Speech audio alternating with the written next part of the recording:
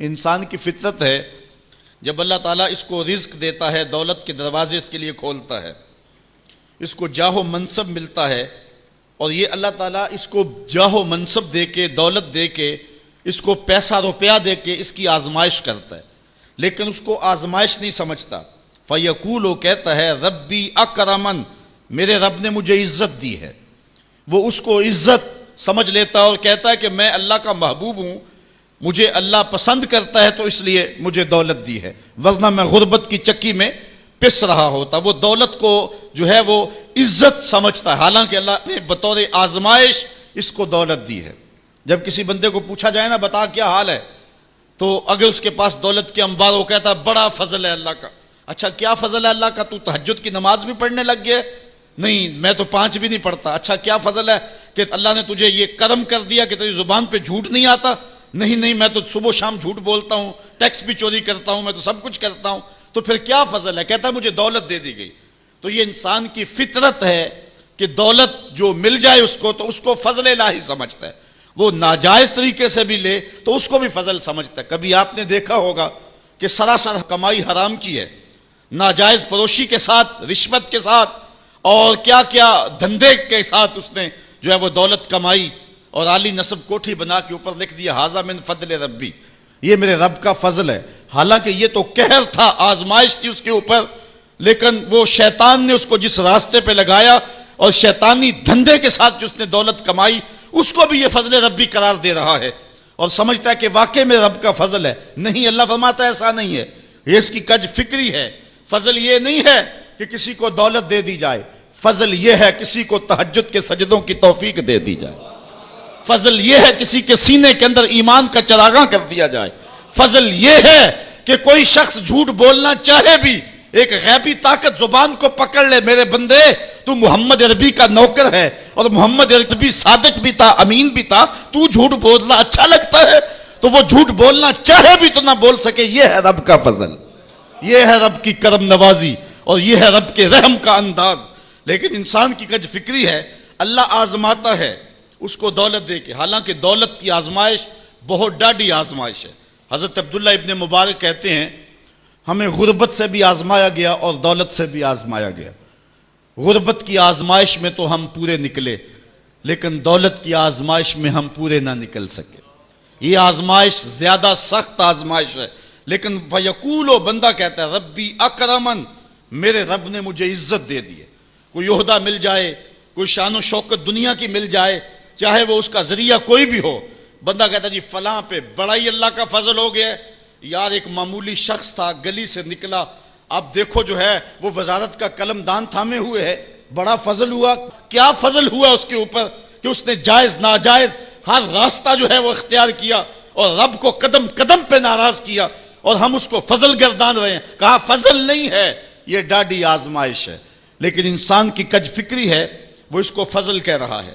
اچھا ایک اور انسان کی کج فکری دیکھیے، وَأَمَّا إِذَا مَبْتَلَاهُ فَقَدَرَ عَلَيْهِ رِزْقَهُ فَيَقُولُ رَبِّي أَهَانَنِ، اور اگر اللہ آزمائے اور اس کا رزق اس پر تنگ کر دے، فَيَقُولُ، تو پھر کہتا ہے ربی اہانن، میرے رب نے تو مجھے خوار کر دیا، میرے رب نے تو مجھے ذلیل کر کے رکھ دیا۔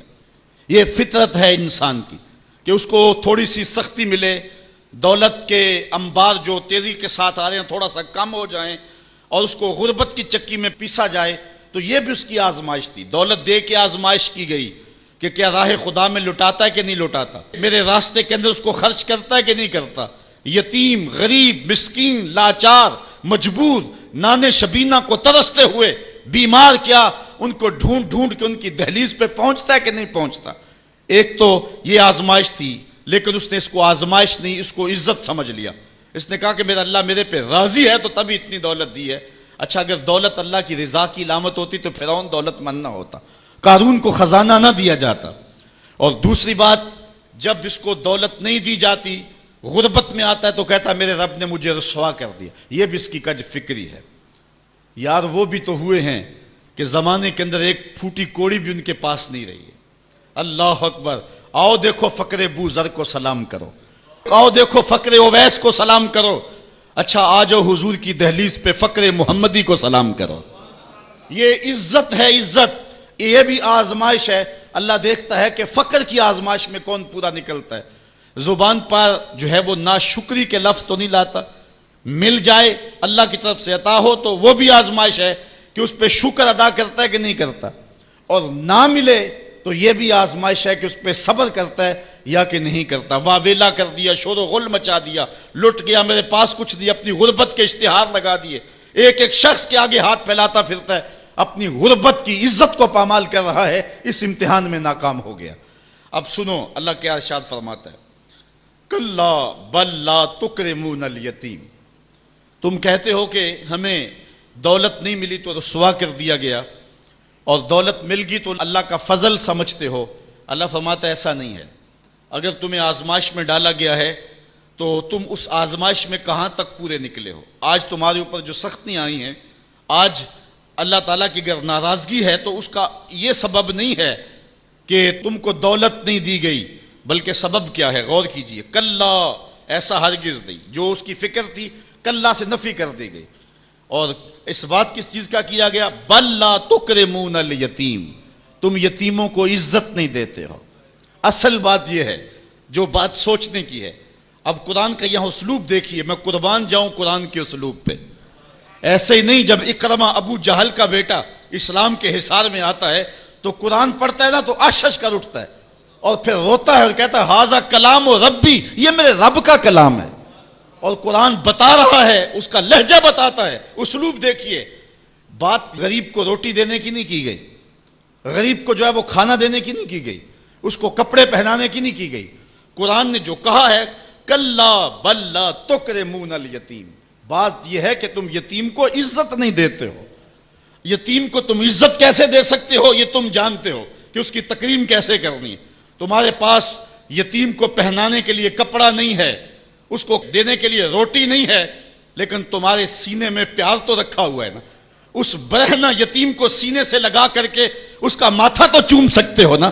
رب یہ نہیں دیکھتا روٹی کس نے دی, رب یہ دیکھتا یتیم کو پیار کس نے دیا. وہ یہ دیکھتا ہے کلا بل لا تکرمون الیتیم. معاملہ روٹی کا نہیں ہے. بچی ہوئی روٹی تو کتے کو بھی ڈالی جا سکتی ہے, کسی کو غریب کو دے دی تو یہ کون سا کمال ہے.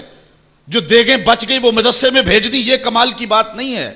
وہ گندگی کے ڈھیر پہ بھی تو پھینکنی تھی, خراب ہو جاتی, 2 گھنٹے اور پڑی رہتی. معاملہ یہ نہیں ہے, معاملہ تکریم کا ہے. اب وہ بھی سوچیں, عید آ رہی ہے, مینڈکوں کی طرح نکلیں گے سماجی رہنما اور سماجی کارکن, اخباروں میں تصویریں چھپیں گی, غریب عورتیں لائن میں لگی ہوئی ہیں, غریب مرد لائن میں لگے ہوئے ہیں, اور جو ہے وہ صاحب جو ہے وہ ایک ایک توڑا آٹے کا, ایک ایک تھیلا آٹے کا دے رہے ہیں, اور 10 جو ہے وہ فوٹوگرافر تصویر کھینچ رہے ہیں. اگلے دن 15 اخباروں کے اندر تصویریں لگی ہوئی ہیں. میں اس دن بھی کہا تھا کہ اس انداز کے ساتھ غریبوں کی غربت کا اشتہار لگانے والا سوچے کہ اس لائن میں اگر اس کی بیٹی کو کھڑا ہونا پڑے تو اس کا پھر انداز کیا ہو. بات یہ نہیں, بات تکریم کی ہے. کلا بل لا تکرمون الیتیم.